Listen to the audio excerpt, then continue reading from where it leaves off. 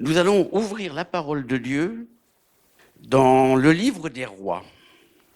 Je m'excuse parce que la lecture est un peu longue, mais elle est importante parce qu'il est difficile de la scinder. Un jour, Élisée passait par Sunem.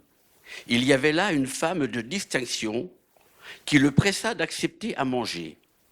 Et toutes les fois qu'il passait, il se rendait chez elle pour manger. Elle dit à son mari, « Voici, je sais que cet homme qui passe toujours chez nous est un saint homme de Dieu.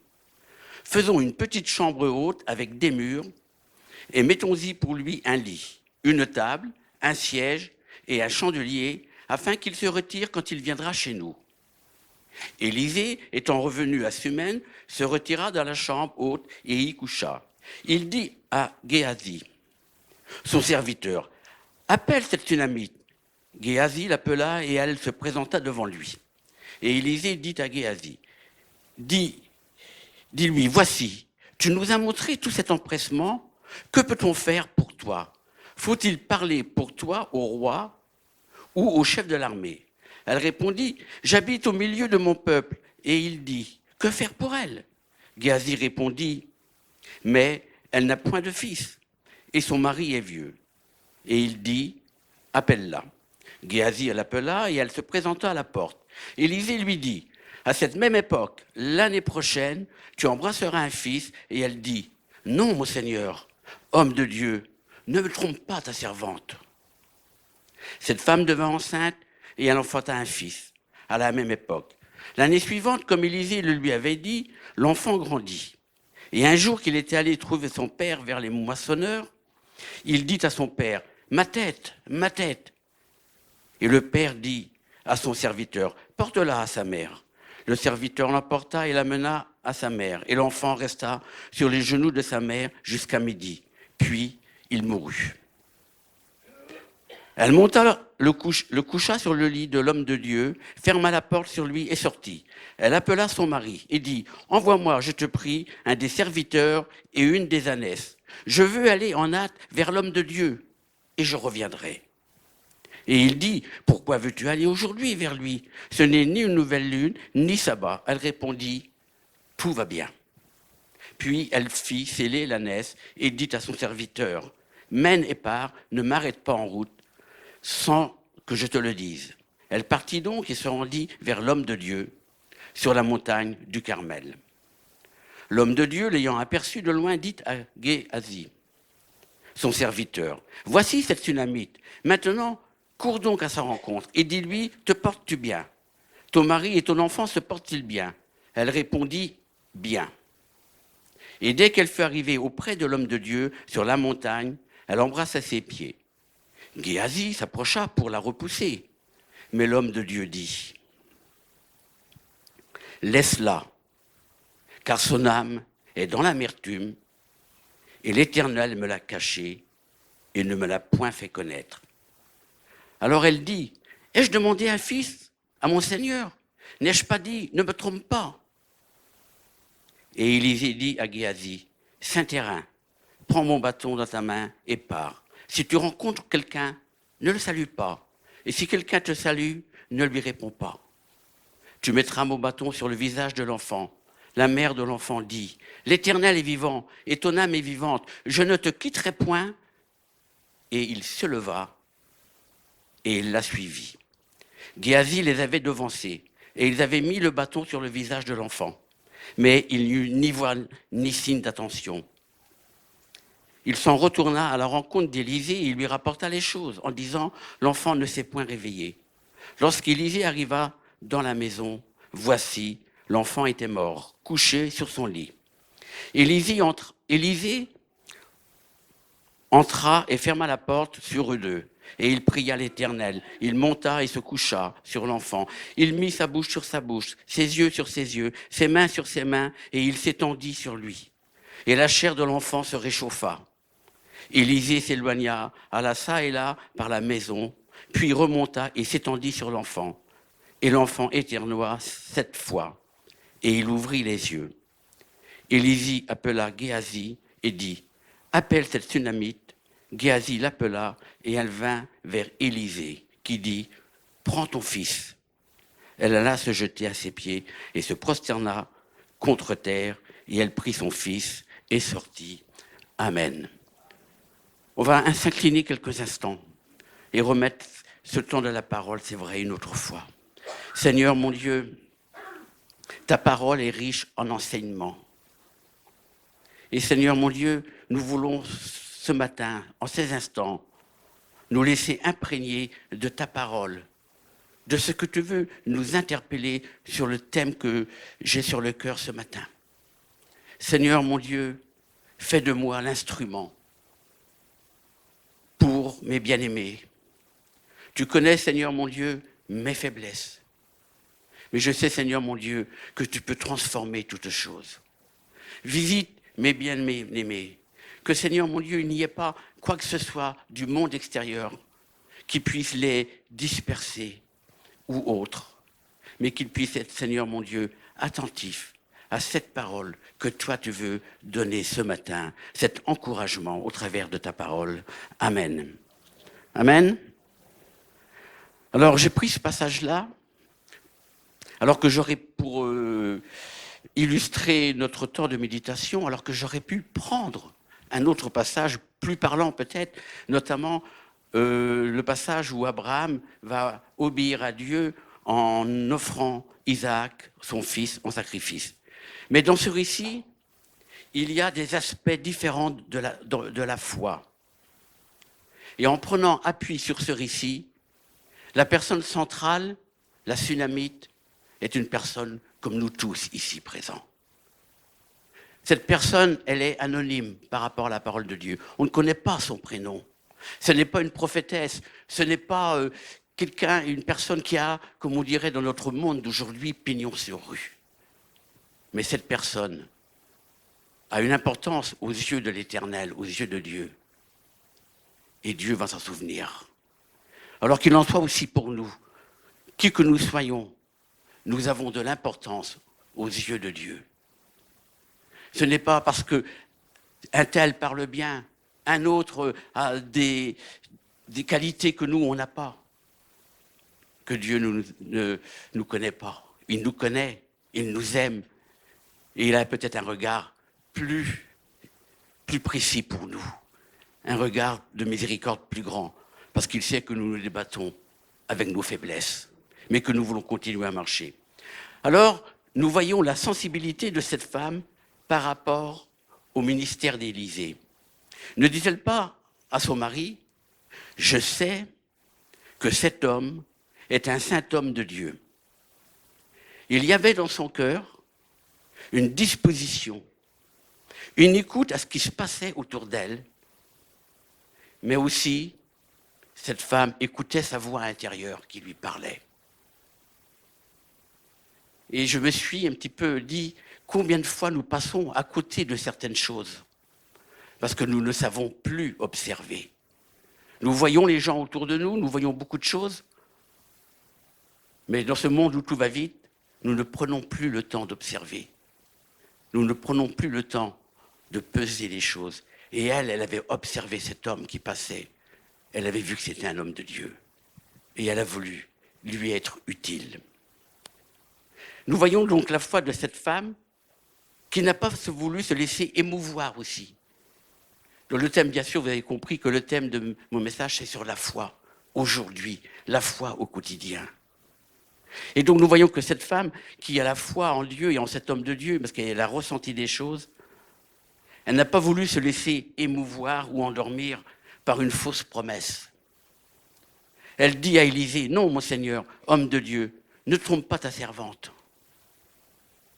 Puis, après la mort de son enfant, elle ne sombre pas dans les pleurs, dans les gémissements, de la façon dont nous la voyons, mais elle réagit.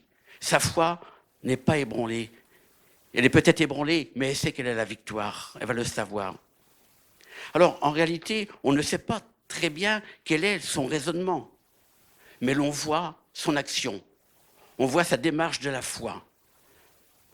Elle ne laisse pas transparaître sa souffrance intérieure, son désarroi peut-être. Même pas à son mari, semble-t-il. Mais elle se souvient de ce qu'elle avait dit à Élisée lors de la promesse de l'enfant. Et elle a vu la promesse réalisée. Donc c'est pour ça, elle sait que si Dieu a tenu la promesse que Élisée avait dit, si Dieu a permis qu'elle ait cet enfant, elle sait que Dieu va aussi continuer et que Dieu va agir d'une autre façon pour que ce qu'elle avait reçu, cette bénédiction, ne soit pas perdue. Et elle sait que l'homme de Dieu peut faire quelque chose. Maintenant, malgré les apparences contraires. Et donc elle va continuer à croire que l'homme de Dieu va intervenir, va intercéder auprès de Dieu pour agir pour sa cause à elle. Et nous voyons aussi la foi d'Élisée. Il veut venir en aide à cette Sunamite. Et tout comme la Sunamite était attentive à ce qui se passait autour d'elle, Élisée est attentif aussi à cette personne qui vit à côté de qui a su l'accueillir, qui a su construire une chambre haute pour qu'il puisse être là, avoir un hébergement pendant son déplacement. Et Élisée veut venir en aide. Et voyant son besoin, il va mettre toute sa foi et il sait que Dieu va honorer la parole prononcée.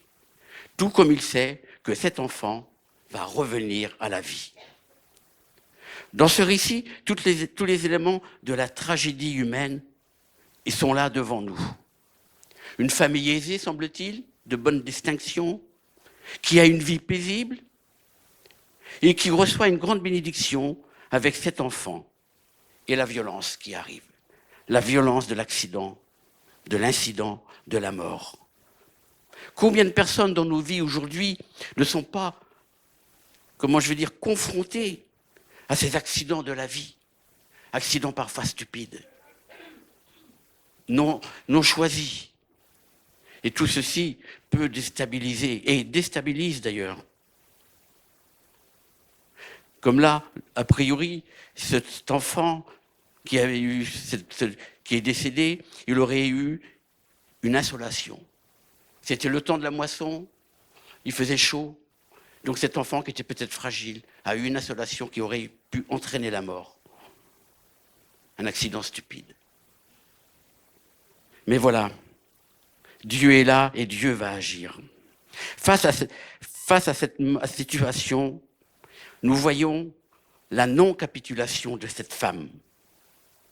Elle va se ressaisir, elle va se rappeler les promesses d'Élisée et elle va aller vers lui. Elle a, pour cet homme, elle a envers cet homme un appel de confiance, un appel au secours, sachant qu'elle sera entendue. Sa foi est en action.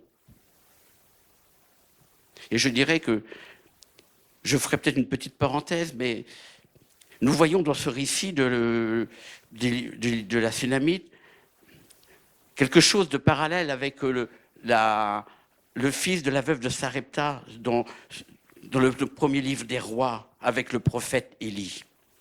Mais nous y voyons aussi, certains commentateurs y voient un parallèle avec Jésus qui, venant à notre rencontre, va mettre un souffle de vie en nous. Quand nous venons vers lui pour les premières fois. Jésus va donner toute sa vie, tout son souffle de vie. Et cela, nous pouvons l'expérimenter lors de la nouvelle naissance. Alors bien sûr, j'ai choisi ce récit pour parler d'une foi, de la foi que nous pouvons vivre aujourd'hui. Et nous connaissons cette définition biblique en Hébreux 11, et que nous y reviendrons un peu plus loin, mais l'illustration que nous donnent les différents héros ou témoins de la foi selon les versions, où chacun, avec ce qu'il a reçu de Dieu, va œuvrer pour Dieu, en lui obéissant. La base de la foi, c'est l'obéissance. Nous voyons Abel qui va offrir un sacrifice qui sera apprécié, qui sera reconnu, agréé, pardon. Nous voyons Enoch qui va chercher Dieu. Noé qui va préparer un autre avenir pour l'humanité. Moïse qui a conduit le peuple de Dieu au travers du désert et malgré toutes les difficultés. Josué qui a commencé la conquête du pays promis. Alors nous voyons que certains ont œuvré avec une grande force, comme le roi David, Et nous voyons que d'autres ont été avec la force qu'ils avaient, comme Gédéon. Mais quel que soit, tous, ils ont agi au nom de leur foi qu'ils avaient pour Dieu et qu'ils avaient reçu de la part de Dieu. Nous voyons que d'autres ont agi avec la force qu'ils avaient, comme je le disais, et que certains vont pouvoir exercer des miracles, des guérisons et autres, résurrections. Et puis d'autres, avec cette même foi profonde, ont accepté le martyre pour proclamer le nom de Jésus. Leur persécution a été au bénéfice de l'Évangile. Et malgré leurs différences, leur mission complémentaire, tous avaient cette foi véritable en Dieu et en notre Seigneur Jésus-Christ. Car tous, ils faisaient leur, ce verset de Hébreux 11, que la foi est une ferme assurance des choses qu'on espère, une démonstration de celles qu'on ne voit pas. Et au-delà de ce verset qui se suffit pourtant à lui-même, nous pourrions dire ceci aujourd'hui. La foi, c'est accueillir Dieu dans nos vies. C'est Dieu qui va se manifester par une révélation, une conviction qui se dépose dans nos cœurs. Nous ne le comprenons pas, mais nous le vivons. Et c'est ça qui est important, c'est de vivre les choses. Si nous voulons comprendre toutes les choses, nous risquons peut-être de ne pas bouger beaucoup. Mais si nous les prenons, si nous les acceptons par la foi, nous vivons. Et cette révélation, elle arrive selon le beau vouloir de Dieu, suite à un événement, un émerveillement, une expérience, une réponse à une question. Rappelons-nous dimanche dernier les témoignages de nos 2 frères et sœurs baptisés. Cette révélation peut parfois nous stopper sur notre route. Paul n'a-t-il pas entendu cette voix ? « Je suis Jésus que tu persécutes ». Mais ensuite, elle nous fait prendre un chemin nouveau. Pour nous qui vivons cette foi en Dieu, pour beaucoup d'entre nous, est-ce que nous nous rappelons comment Jésus s'est révélé à nous ? Est-ce que vous vous rappelez comment Jésus est venu un jour dans votre vie ? Dans quelles circonstances, dans quel moment ? En règle générale, oui. Tout le monde on se rappelle. C'est car c'était un moment important. Cette révélation nous amenant à la fois vivante en Dieu et en Jésus-Christ, notre Sauveur et Seigneur, doit mûrir, elle doit grandir et nous amener à accomplir notre vie d'enfant de Dieu. N'est-il pas dit qu'il nous faut arriver au statut d'homme fait ? Si la foi simple d'un enfant est mise en avant, et c'est vrai, combien la foi d'un enfant est merveilleuse, combien elle est belle. Et nous pourrions même dire, et je peux le dire, quelquefois, cette foi des enfants proclamée nous interpelle et peut même nous déstabiliser. Et pourtant, cette foi de l'enfant, elle va grandir. Elle est appelée à grandir tout comme l'enfant qui ne restera pas enfant. Pour cela, il nous faut professer la vérité de la parole de Dieu, y mettre notre adhésion. Parce que dire les choses, c'est bien, mais les vivre aussi, c'est très important. Reconnaître et confesser que la parole de Dieu est vivante, qu'elle est efficace, qu'elle est utile, car c'est une parole de vie. C'est une lumière sur nos pas, c'est aussi un juge de paix. C'est le libre arbitre, la parole de Dieu, pour notre chemin. Nous serons enseignés par elle. N'est-il pas écrit dans Romains 10 ? La foi vient de ce qu'on entend, et ce qu'on entend vient de la parole de Christ. La foi, c'est l'acceptation de Dieu dans nos vies, en obéissant à sa parole, je le redis, mais l'enseignement est une répétition, paraît-il. Nous sommes libres de l'accepter ou non, car elle ne nous est pas imposée. Cependant, lorsque nous l'acceptons, cette foi naissante a un pouvoir, selon l'évangile de Jean, c'est celui que nous devenions enfants de Dieu. Alors, choisir de croire et devenir enfant de Dieu en confessant notre salut en Christ est un choix fondamental qui engage notre vie. Paul pourra dire à Timothée « Je sais en qui j'ai cru et je suis persuadé Une version dit même que j'ai la ferme conviction qu'il a la puissance de garder mon dépôt jusqu'à ce jour-là. Autrement dit, de garder cette foi que j'ai reçue pour le travail dont Dieu m'a chargé. Je sais que Dieu peut me garder ce dépôt-là jusqu'à ce jour-là, c'est-à-dire jusqu'au jour où je paraîtrai devant lui. Paul avait reçu une mission à accomplir, annoncer l'évangile aux non-juifs. Et Paul est animé par cette foi vivante.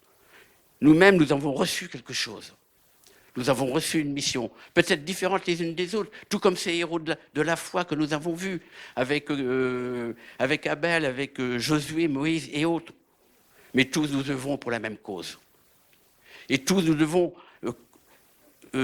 confesser ce que nous avons reçu et nous devons travailler pour le Seigneur. Car même s'il y a parfois des moments d'incertitude dans la foi, Dieu peut nous garder dans l'épreuve et Dieu nous garde dans l'épreuve, nous le verrons juste à la fin de ce message. Lorsque nous disons « je crois », nous proclamons, nous affirmons notre foi, notre attachement à Dieu et à Christ. Nous confessons les vérités de l'Évangile, parfois sans bien connaître, lorsque l'on commence notre marche. Et il y a parfois des faux pas. Mais Dieu voit le cœur. Dieu voit l'enfant spirituel en devenir. Et comme Marthe dira à Jésus, lui disant qu'il est la résurrection et la vie, elle lui dira « Seigneur, je crois que tu es le Christ, le Fils de Dieu qui devait venir dans le monde. » Voilà un aspect de la foi aussi. Confesser que le Seigneur, que le Christ est le Fils de Dieu. Lorsque nous disons « je crois », nous recevons. Quelqu'un a dit « croire, c'est recevoir. C'est recevoir Dieu, c'est recevoir Christ, recevoir une vie nouvelle. » Cependant, nous pouvons nous sentir faibles, impuissants, et même certains le diront, ils se sentaient indignes de pouvoir devenir enfants de Dieu, tant leur vie était une vie de misère autrefois. Et pourtant, non, il n'y a pas de souci avec le Seigneur. Dieu reconnaît toutes choses, et quand nous venons à lui, avec un cœur sincère, repentant, il transforme toutes choses. Et si nous sommes faibles, impuissants ou indignes, selon notre regard, pour Dieu, nous sommes un enfant, son enfant à devenir. Et c'est vrai que nous pouvons nous sentir faibles ou indignes, comme cet homme dont le fils est agité d'un esprit d'autodestruction, cet enfant qui est sourd et muet et qui va se jeter dans le feu et dans l'eau. Et ce papa a en lui une foi en devenir. Il a entendu des choses, il a entendu parler de Jésus, et il sait que Jésus peut faire quelque chose pour son fils. Et avec une interrogation en lui-même, et il dit à Jésus, « Si tu peux quelque chose, viens à notre secours. » Ne sommes-nous pas un peu comme cela parfois? Dire au Seigneur, si tu peux quelque chose. Ce n'est pas que ce soit du doute, mais c'est qu'on est quelquefois, on est noyé par le chagrin, noyé par la souffrance. Et notre foi est mise à rude épreuve. Et c'est cet appel au secours de cet homme, si tu peux quelque chose. Jésus peut quelque chose et il le dira à ce papa dans l'angoisse, si tu le peux. Mais tout est possible à celui qui croit. Et la réponse qui semble spontanée du papa, je crois. Et la suite, viens au secours de mon incrédulité. Autrement dit, enlève l'incrédulité qui reste en moi, car je suis sur le début de ma marche. Je crois, je sais qu'il y a des choses, mais c'est flou et il y a des choses qui me paraissent étranges. Cette nouvelle marche en ayant choisi Jésus est la plus enthousiasmante, la plus riche en bénédictions et en communion. Mais aussi, nous avons, c'est vrai, nous le disions tout à l'heure, des difficultés parfois. Les apôtres eux-mêmes, prenant conscience de la difficulté de mettre en pratique l'enseignement du Maître, notamment sur la nécessité du pardon, vont lui faire une requête. Augmente-nous la foi. dans l'évangile de Luc au chapitre 17. Oui, augmente-nous la foi. Cette foi que nous avons, cette espérance que nous avons, ces choses que nous vivons intérieurement, et nous n'avons peut-être pas les mots pour les exprimer. Mais ça bouillonne. Alors Seigneur, augmente ces choses. Les apôtres ont demandé d'augmenter la foi, ça concernait le pardon. Et il est vrai, il faut beaucoup de foi pour pouvoir pardonner. Quand vous avez eu des blessures, quand vous avez été blessé par quelqu'un, et que vous voyez cette personne presque quotidiennement, pouvoir lui pardonner, c'est parfois difficile. Il faut toute la grâce de Dieu pour cela, pour le pardon. Il faut y mettre toute notre foi. Et Dieu le fait. Dieu enlève, Dieu nous donne cette force, dans ce sens qu'un jour nous verrons que ce mal ne nous fait plus souffrir. Cette souffrance va s'estomper parce que nous avons pardonné. Mais c'est vrai que... Et nous pouvons demander au Seigneur, augmente-nous la foi pour d'autres choses aussi, pour bien des choses dans notre vie au quotidien. Notre foi doit grandir, elle doit mûrir. Et il nous est dit qu'une foi sincère, elle nous est impossible si nous ne plaisons pas à Dieu. Car il est dit, notre foi doit grandir, mûrir, car sans une foi sincère, sans que cette foi soit réelle dans notre cœur, il nous est impossible de plaire à Dieu, selon Hébreux 11. Et donc, pour être en parfaite harmonie avec le Seigneur dans la foi, il nous faut parfois des choses difficiles à accomplir, comme peut-être le pardon ou autre. La prière est le canal privilégié pour faire grandir notre foi et pour que cette foi soit enracinée dans nos vies. La foi n'est pas quelque chose de superficiel, bien au contraire. Donc la prière est ce temps privilégié que nous avons. Comment mieux entretenir une relation avec quelqu'un, si ce n'est que par une discussion, par des paroles et autres. Il est dit dans les Proverbes 26, « Si faute de bois, le feu s'éteint et la querelle cesse », pareillement, nous pouvons peut-être dire, en faisant que par manque de prière personnelle, notre vie spirituelle va s'altérer, notre relation avec Dieu va diminuer. Et il ne faut pas que notre foi, notre relation avec Dieu, soit comme certaines relations dans le monde, ces relations qui s'estompent au fil du temps, au fil des années, parce que les choses ont changé, les choses ont évolué. Mes relations avec mes collègues d'école d'il y a 50 ans ne sont plus les mêmes, et ne sont plus d'ailleurs, mais les choses ont changé. Mais par contre, avec Dieu, la relation, elle doit continuer jour après jour, elle doit grandir jour après jour, et elle est indispensable. C'est une priorité. Et pour cela, il faut l'entretenir, comme il faut entretenir un feu de cheminée ou autre. Si dans la prière, nous demandons, Dieu se révèle à nous. Il nous enseigne dans son intimité. Et au travers de cet enseignement, notre foi va s'enrichir.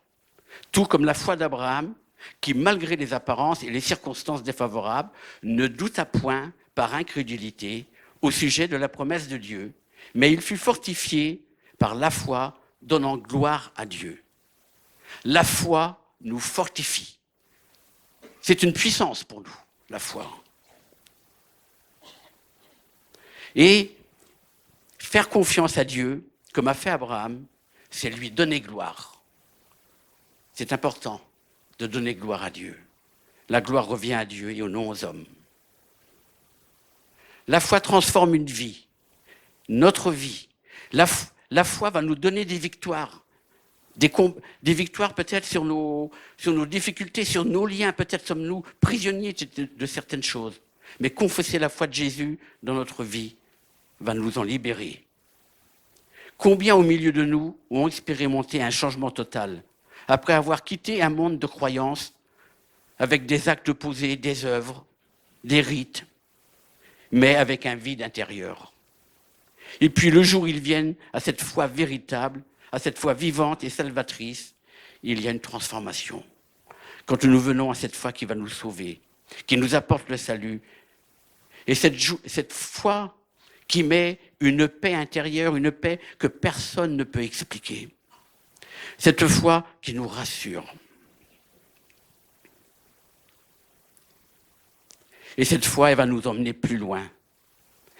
Cette foi que nous avons reçue et qui nous rassure, elle va mettre une joie intérieure qui est animée, qui est vivante. Et nous allons avoir envie de communiquer cette foi que nous avons reçue. Nous avons envie de la communiquer car il est dit qu'il y a plus de bonheur à donner qu'à recevoir. Et à partir de là, quand nous commençons à communiquer notre foi, elle devient utile.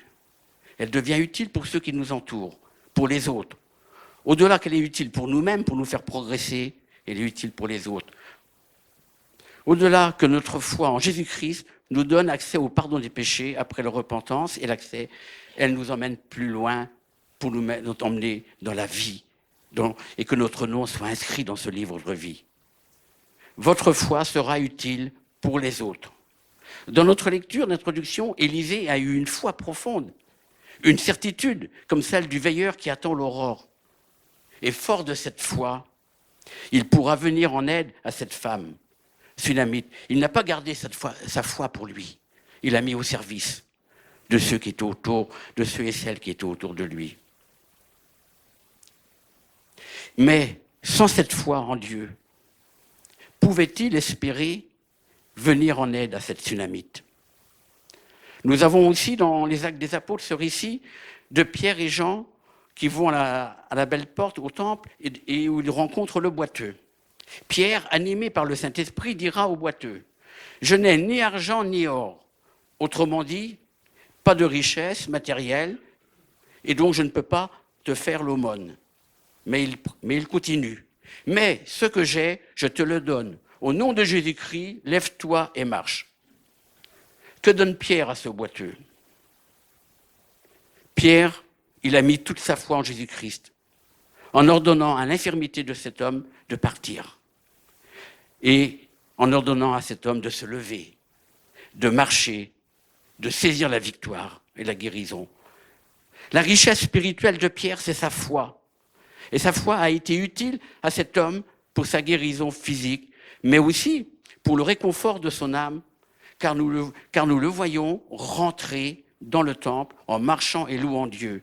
Or, il faut savoir qu'autrefois, dans l'Ancien Testament, les infirmes, les boiteux, étaient considérés comme des personnes impures selon la loi juive, et de ce fait, interdits au service du temple, et même voire interdits d'entrer dans le temple. C'est pour ça que très souvent, ils se tenaient à la porte du temple.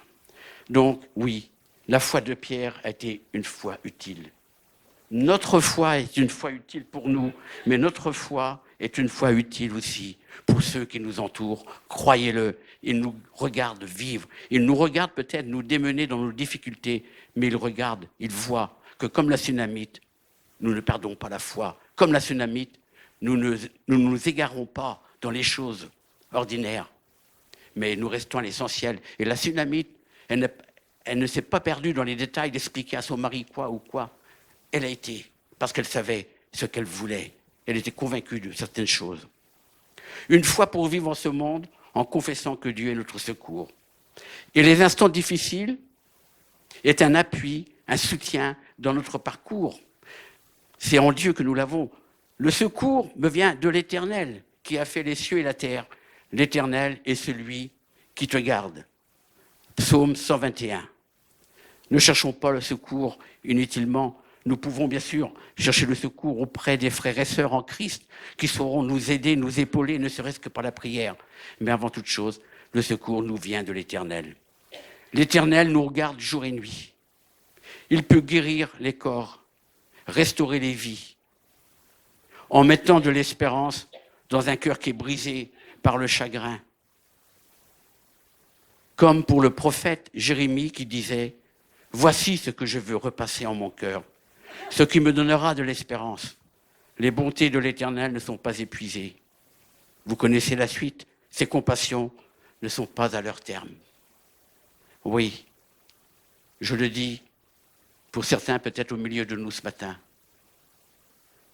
malgré ce que vous vivez, et le Seigneur sait ce que vous vivez, les compassions de l'Éternel sont là ce matin.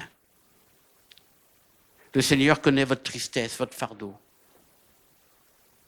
Mais soyez assurés que le Seigneur, il est là aussi pour vous aider. Et il veut vous aider. Continuez ainsi à mettre votre foi dans le Seigneur. Continuez à croire qu'il est là auprès de vous et qu'il va vous aider.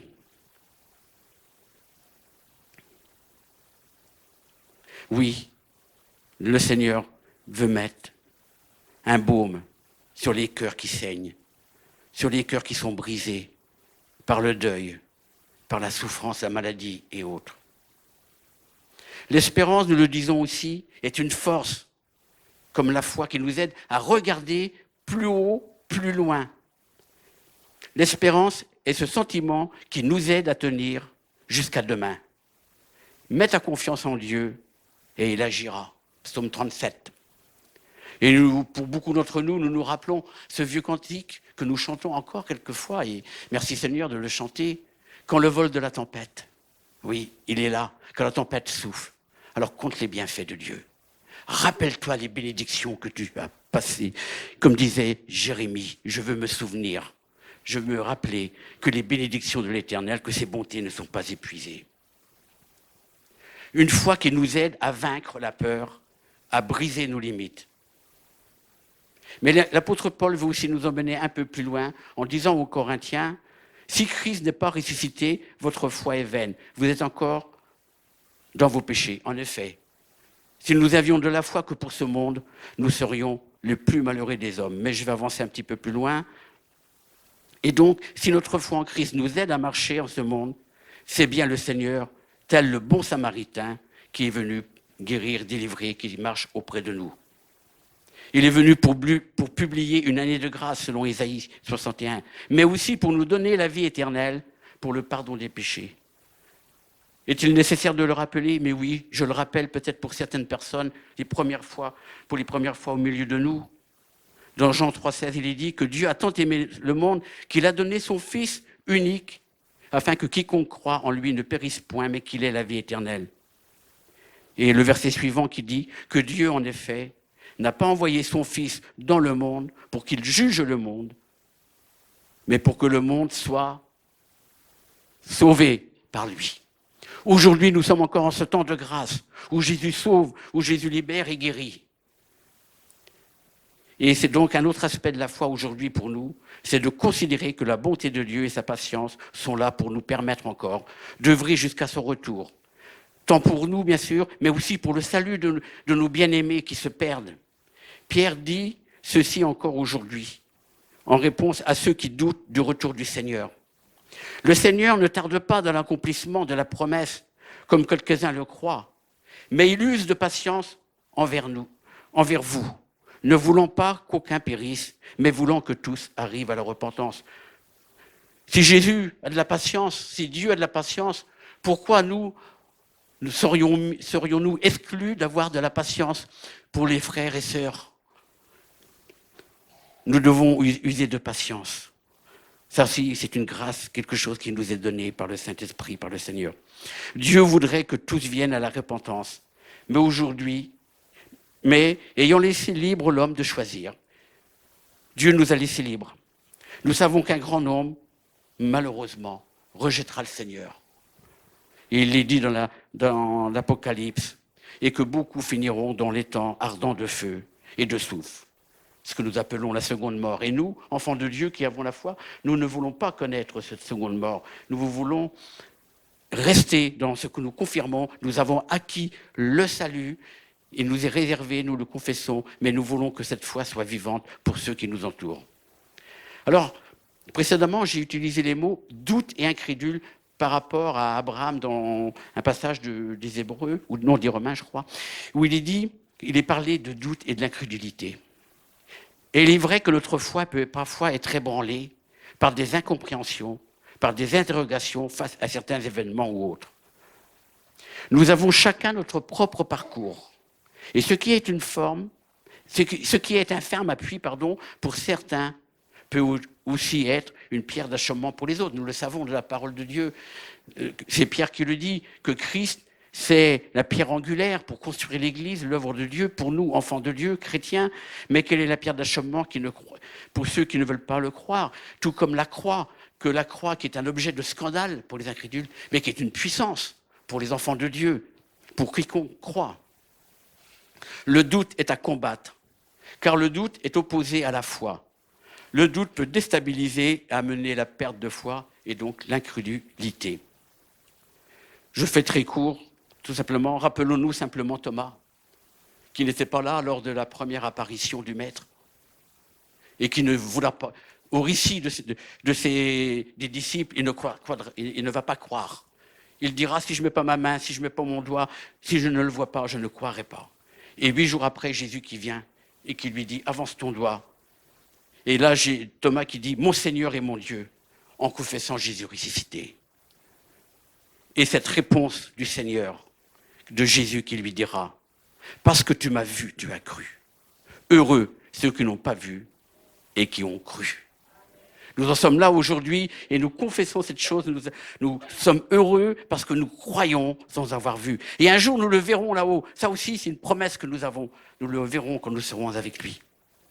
Donc, pour conclure, la foi d'Élisée pour la Sunamite a été un grand secours. La foi de la Sunamite lui a permis de voir la bénédiction au-delà de l'épreuve. La foi de tous les témoins ou héros de la foi qui nous ont précédés a été utile pour notre enseignement et nous donner des encouragements. La foi de Pierre à la porte du temple a été bénéfique pour la guérison de cet homme qui, à son tour, va louer Dieu. Mais parfois, le doute peut venir nous perturber comme pour Thomas. Et même Pierre, qui a connu un temps particulier, parlant de Jésus, il dira « Je ne le connais pas ». Pourtant, quelques heures avant, Jésus lui avait dit « J'ai prié pour toi, afin que ta foi ne défaille pas. » Et cette phrase « Et toi, quand tu seras revenu ?»